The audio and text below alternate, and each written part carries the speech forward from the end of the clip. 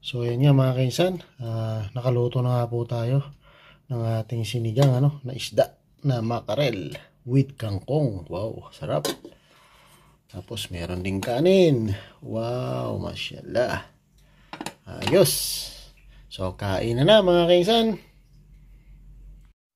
Sa lahat na nga po ng inaasahan natin, ayan na nga po, nagsisimula na nga pong umulan dito mga kainsan. Ngayon po ay November 2 dito. So bali kahapon nga nagsimula na yan umulan sa Jeddah, o nung isang araw pa, 31 ng October. So yan nga po. At masama nga po yung panahon, madilim. At umambon na nga po mga kainsan. Ayan, nakita nyo nga ba yung yung patak dito sa ating salamin? May tubig na.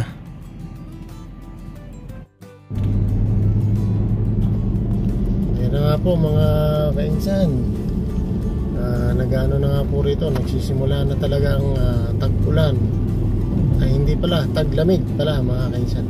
Wala po rito tag-ulan katulad ng Pilipinas mga kainsan. Ano po rito, taglamig naman po rito. Kaya po ganyan mga kainsan, nagbabadya po talaga yung magsisimula na yung taglamig. So kailangan na nating magdala ng jacket lalo na sa gabi, at bonnet mga kainsan. So ngayon ay problema na naman natin to. Ito ang problema ng isang driver mga kainsan. Alam niyo kung ano yan mga kainsan, yung wala kang mahanap na CR o sa pag-iihi mo, problema yan. Napaka malaking problema po yan dito sa Riyadh, lalo na sa kapwa ko OFW na driver. Yan, hirap po yan. Pero lang kung sa truck, okay pa yung sa truck. Ayan. Gumana na yung ating windshield, yung ating wiper gumana na dahil marami na siyang patak na tubig. So bali meron tayong pupuntahan mga kainsan. Yun nga, limitado lang muna yung ating video muna dahil wala tayong ngayon hawak na tripod.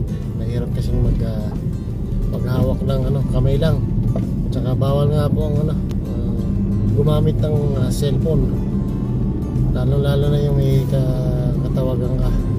Bawal po rito yan.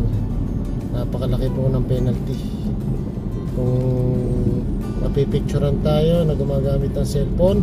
Ay nagkakahalaga siya ng 7,000 peso mahigit. O diba, 500 riyal. Kung 15 ang palitan, nasa yan, 75,000. Laking bagay, di ba? Pang na natin po yun, pang budget po natin yan mga kainsan. So yun nga po yung panahon mga kainsan. In-update ko lang kayo pagpasensyahan nyo na at mahigit isang linggo na tayong hindi nag-upload. At yun nga, isa pa, wala tayong internet. Ngayon lang ulit nagkaroon, kaya tayo ay nakapag-vlog na.